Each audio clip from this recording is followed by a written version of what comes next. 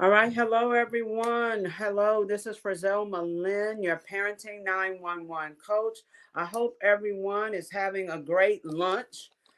Today, I'm a few minutes late coming on, but things happen all the time. So you just have to keep moving, keep pressing forward. So we're going to talk parents, and it doesn't matter if you're single parents, married parents, if you're divorced parents, co-parents, if you're grandparents, if you're step parents, foster parents, guardians, whatever you may be, if you're raising children, we provide tips and strategies to help enhance, elevate, and enrich your parenting skills. So, I want to talk for just a few moments today while you finish eating your lunch. Talk for a few minutes about our teens, students, children. Um, all of them get stressed about different things. I know as parents, we think the children don't have any real issues, real problems. But truth be told, they really do. The problems are real to them. The problems are serious to them. And that's what we have to realize. Therefore, we have to change the way we handle and manage and deal with the things that stress them. All right, so that their stress level can come down, just like our stress level comes down. We want the children's stress level to come down also, especially teenagers. Now, I mentioned that teenagers are between what I call the tick and the talk. The tick of childhood and the talk of adulthood. And they're in the middle, not quite sure how to navigate where they're going, but not wanting to necessarily be recognized for where they've been. So they're in a place where the stress level is much higher, parents. Stress level for the teens is so much higher. They want to be who they're not quite ready to be just yet, and not knowing how to navigate that. So what happens there also is parents, many times, not all of us, but many of us at that point want to show our hand. We want to let them know, oh, we're still in control. And then we find ourselves bumping heads continuously. That's when the conversation breaks down. That's when the children don't really want to talk anymore.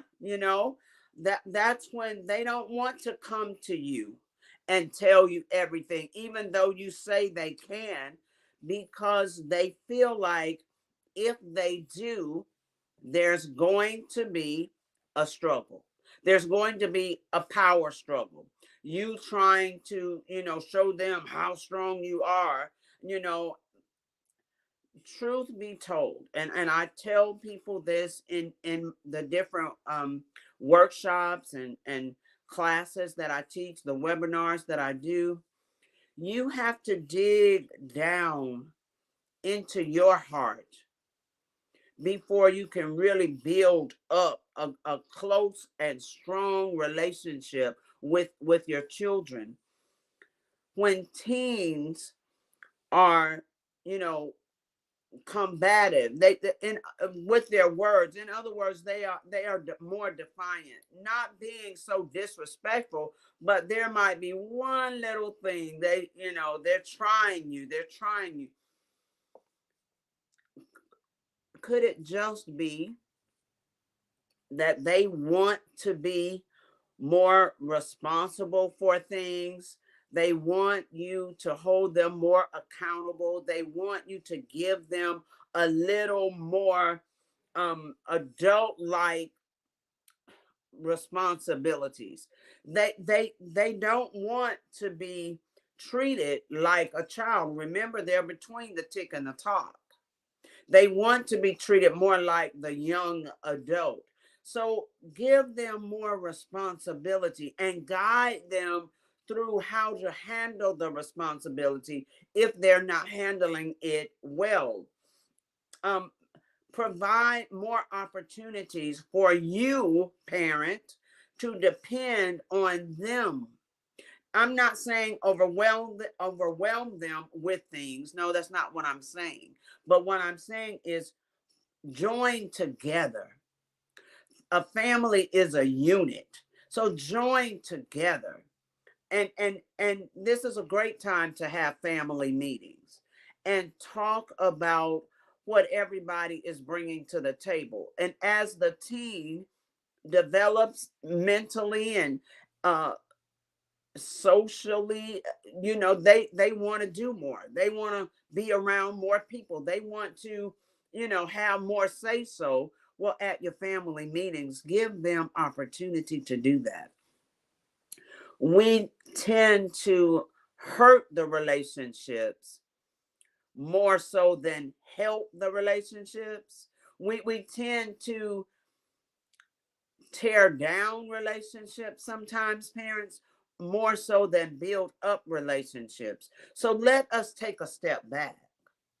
And instead of trying to convince our teens how much power we have, take a step back. Let's share some of our responsibilities, our adulthood, our adult responsibilities with them, and work together more as a unit. Teenagers are thinking about so many things. Some of them are thinking about, dropping out of school, and many parents have no clue, no idea. Some of them are thinking about giving up their virginity, and some parents have absolutely no clue. Some students are thinking about being in a gang, or running away from home, or trying drugs or alcohol for the first time, or so many things. They are bombarded with so many things. So parents, let's continue to nurture our teenagers. And I'll end with this part. Don't ever underestimate the power of touch. Your teenagers still need a hug. Oh yeah, they're going to act like, oh, yeah. They still need a hug. They need a handshake. They need a high five. They need a pat on the back. They need a thumbs up. They still need for you to show them that they are doing the right thing, that you're proud of them, you're supportive of them. They need that connection. They need to be built up even more as teenagers. They need our support as parents to help them with their confidence and with their self-esteem. They need us to help build them up, not to show them how much power we have as a parent. You're going to do it because, oh, I said so, and that's no, no, no. That's the time to let's talk. Let's find out what the real problem is. Let's talk about, why is there a problem for you to do the chores that we've all talked about, and you know what your chores are, yet you're being slack. So what's the real problem? What's really going on? Because you let them know, because I depend on you. And if they have younger siblings, and they depend on you, and just like you depend on me, it should be, um there should be a way for me to depend on you. It's reciprocal. You need to depend on me just as I depend on you. And we work together as a family unit. All right, parents, that's it for me today. Let's think about all the things our teens are dealing with. They're dealing with sexting online. They're dealing with bullying online. They're dealing with all the things that go with social media, those who are on social media. They're dealing with peer pressure at school. They're dealing with growing up. The fact that they're growing up, especially if their relationship with you has changed. So let us step back and let us nurture our teens. Talk with them more. Listen with them even more than that. Listen to them. Let them get it out. Let them have a voice. You have the last say, but let them have a voice. Listen and nurture them. Their opinions are important. Their opinions don't have the last say so, but still important.